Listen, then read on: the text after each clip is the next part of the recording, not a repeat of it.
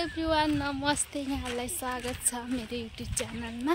यहाँहरू आरामै हुनुहुन्छ भन्ने आशा गरेको छु र हामी पनि आरामै छु। आज एकदमै खुसीको साथ मेरो दोस्ती साथी चाहिँ मुस्कान दिनुहुँदैछ है खुसीले। आज हाम्रो भेट भएको र हामी चाहिँ पर मन्दिरमा घुम्न जाँदैछौँ र अहिले हाम्रो पैदल यात्राले चाहिँ घुम्न जाँदैछौँ अनि कोही चाहिँ स्कुटीमा घुम्न जानु भइसकेको छ है त। साथीहरू हेर्न सक्नुहुन्छ हामी चाहिँ गोलदाप भन्ने ठाउँमा शिविरको लागि आएको र अहिले चाहिँ केही समय मिलेकोले चाहिँ घुम्न जाँदैछौँ है। हेर्न सक्नुहुन्छ, हजुरहरूलाई पनि मन्दिर देखाउँछु र यहाँको वातावरण पनि देखाउने छु है त।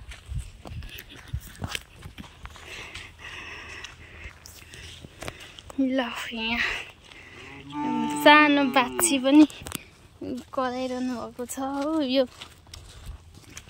चाहिँ घाम भएको तराईको यो रुख हो है, एकदमै हावा दिने।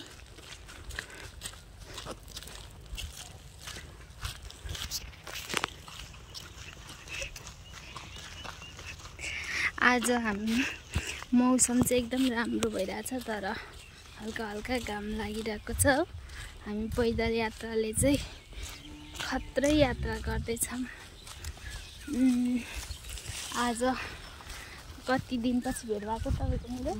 कति गरी 10 दिनपछि होला सायद, 10-12 दिन होला सायद भेट भएको। अनि हामी यहाँ ठुलो मन्दिर, के मन्दिर हो यो? यो मन्दिर जाँदैछ, यहाँ देखिरहेको यही मन्दिर हाम्रो चाहिँ रमाइलो यात्रा हुँदैछ।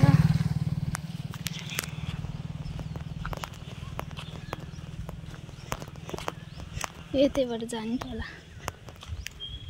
हामी मन्दिरको यात्रामा प्रवेश गरेको छौँ।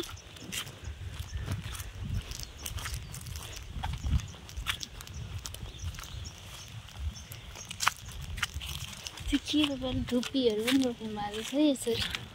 यसरी धुपी पनि रोपिएको रहेछ, देख्न सक्नुहुन्छ। वरपरको वातावरण एकदमै राम्रो हुनको लागि मन्दिर त खत्रै रहेछ है।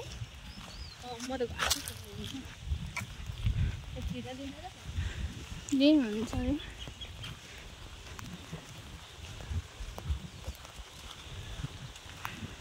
ल मन्दिरमा हामी आइसकेका छौँ।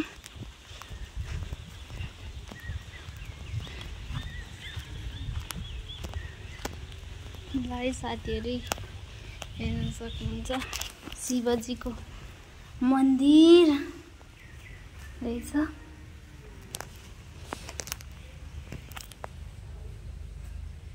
ल हाम्रो गौ माताज्यूको पनि यहाँ रहेछ।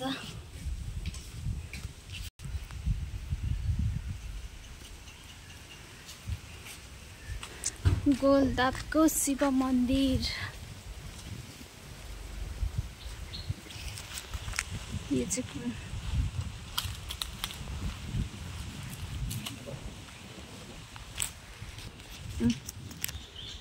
गोलदाप हेर्न सक्नुहुन्छ। हल्दीबारी 1 गोलदाप झापा। यही मन्दिर हामीले भिजिट गरिसकेका छौँ। यहाँहरू पनि दर्शन गर्न आउन सक्नुहुन्छ।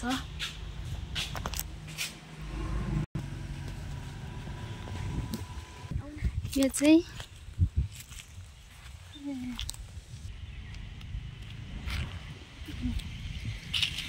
यहाँको वरपरको वातावरण चाहिँ यस्तो छ है। यो सबै धुपीहरू रोपिएको रहेछ।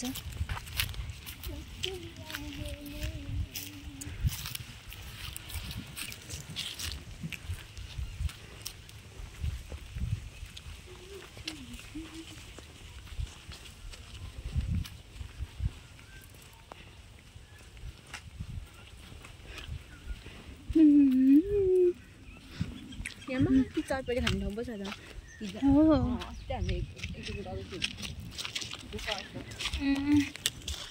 अब एक दिन आउनुपर्छ हामी पनि एक दिन जानुपर्छ त चटपटी खानु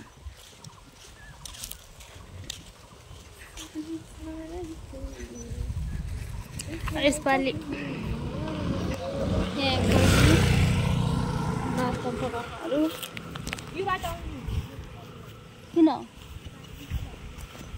हो म त चिन्दिनँ त यो बाटो खतरा फुल छ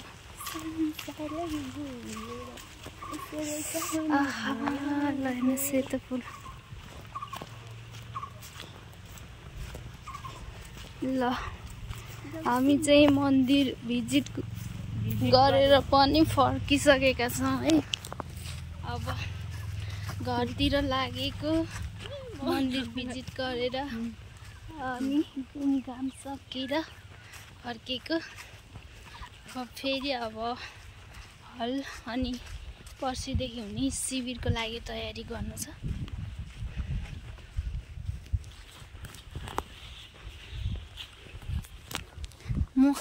मकैहरू कस्तो मजाले फलिसकेको छ अहिले त यहाँ खेती क्या हुँदैन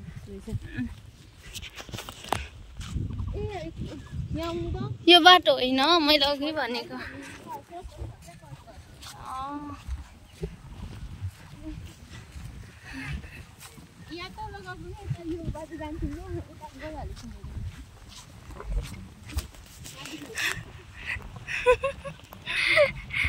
हामी चाहिँ फर्केको बाटो बिचेर फेरि